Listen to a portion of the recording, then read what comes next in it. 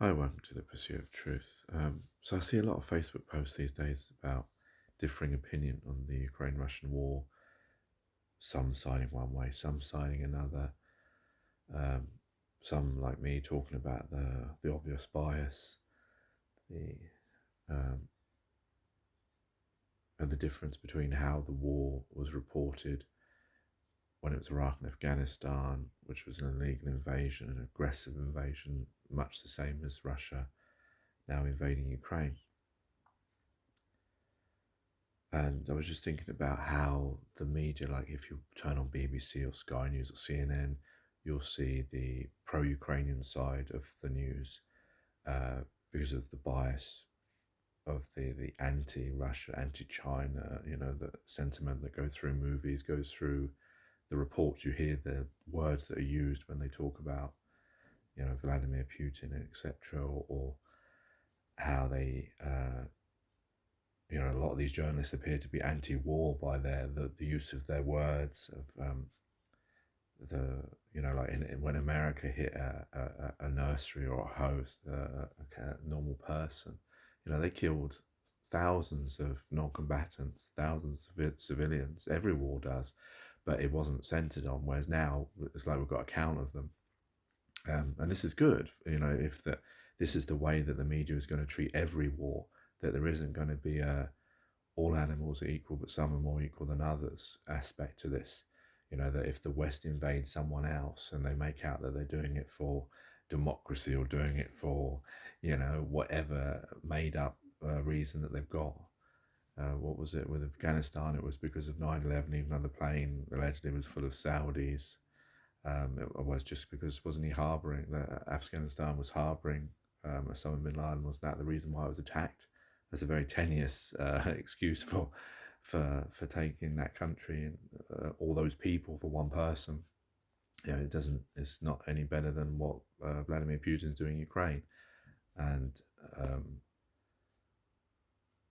but what I was really thinking about is the way, like, if you watch the BBC or Western media, you would see a certain way. If you watch, say, Russian TV or even China TV, you might see it a different way.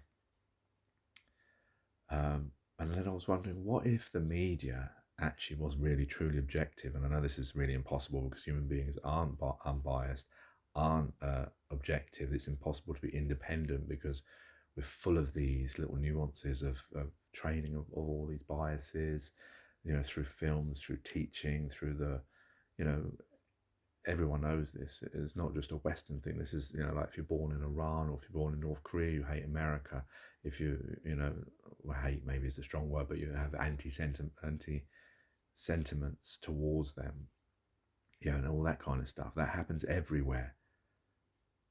It's like a form of racism that's breeding in people, and it needs to stop really because the truth of the matter is we're all human beings, and we shouldn't have these little hates for each other that are based on historical things and all sorts of stuff, and just by having it, it keeps it going on and on and on, like living in Animal Farm. So yeah, I was thinking if the media objectively ran this war, I know the problem is because I'm seeing it from a non-system point of view. If you're in the system, then yeah, obviously Russia is aggressive and it's doing atrocities and doing all sorts of things against these Ukrainian poor people who didn't ask for this. Yeah, I know some people will talk about Minsk and all that kind of stuff, but at the end of the day, it's not. You cannot allow one person to come into another person and kill their people. And I know I don't believe in land ownership. I believe it's all of ours equally. But in the system that we live within, yeah, I see that Russia's wrong on what they're doing. There's no way you can defend that. And some people are doing it by saying, "Why? It's because Vladimir Zelensky didn't sign Minsk and didn't do all these things and etc." But that doesn't negate the fact that there was always a peaceful way that could have been sought out rather than sending in tanks and blowing up people and buildings and things. That's never the answer. That's a caveman kind of answer. That didn't work with Iraq and Afghanistan and Syria and Vietnam in large scale. It didn't really work with World War Two or World War One. These things are the worst way to solve a problem. So there's no real defense of war. But And I was thinking, if the TV broadcast the truth of the war, because there's always two sides, and I don't mean this from the truthful aspect, because there's only one truth, but I mean if they showed, because if they could report without the bias, if they could show, and it should be easy because these are two separate countries to the west, two neighbouring countries. So if they could show the bad things Ukraine do, the bad things Russia do, the good things Russia do, the good things Ukraine do, and leave it like that, and then I think there would be more people would be anti-war and would be more towards trying to solve the real root issues of us and humanity, because we're all human beings and we all should see each other as brothers and sisters. And the reason we don't is because of these teach divisions of you're Russian, you're Ukrainian, you're American, you're British, you're Chinese, you're Saudi, you're Muslim, you're Christian, you're Hindu, you're Sikh, you're Arsenal, you're Tottenham, whatever box we're all put in, all these divisions, they have a problem, because once you start putting people in boxes and divisions, it allows you then to see differences with each other. So that's the problem. And I think if we actually showed war in a truthful aspect, because no side really is the winner out of this, and I know Ukrainians, they didn't ask for this, so yes, they are the victims in that sense, but just to show the truth of war and the horrors of it. And I know Sky have started doing that, because I've never seen before. They're showing dead bodies, they're showing blood, they're showing the real atrocities that are going on, which they don't usually do, babies in bundles and all that kind of stuff. And even the journalists, you can see, because they're seeing this stuff, they're tearing up. And this is good, because maybe now it will teach people that war is the last thing that anyone wants, and it shouldn't be this idea of us celebrating it like we do all the time with these troopings and saluting soldiers who are murderers. Yeah, maybe sometimes they have a reason to go and kill people to try and protect us. I get that aspect of it, but we shouldn't be celebrating murder of human beings, no matter what the cause, no matter who the egregious person was that started it all.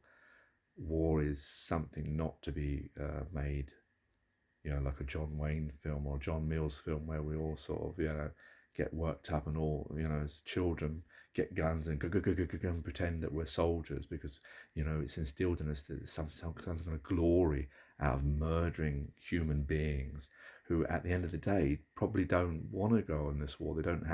They're just sheep like anyone else, who just believe in their divisional bit of land and defending it and patriotism and all that kind of stuff. But they're, at the end of the core of it, they're just human beings with feelings, who have wives and husbands and children and parents and brothers and sisters, who die for some people, all these leaders that are in their bunkers, whether it is the George W. Bushes, the Tony Blairs, the Winston Churchills, the Adolf Hitlers, the Saddam Husseins, the Osama bin Ladens, the Vladimir Putins, whoever they are, either side, they're all, sending other people to go and lose their lives for a bit of land that, at the end of the day, we should all have wised up to be sharing all with each other and actually trying to enhance humanity, progress humanity by working together, not by keep holding on to these ancient divisions that are causing us all these problems while we could be sorting things out.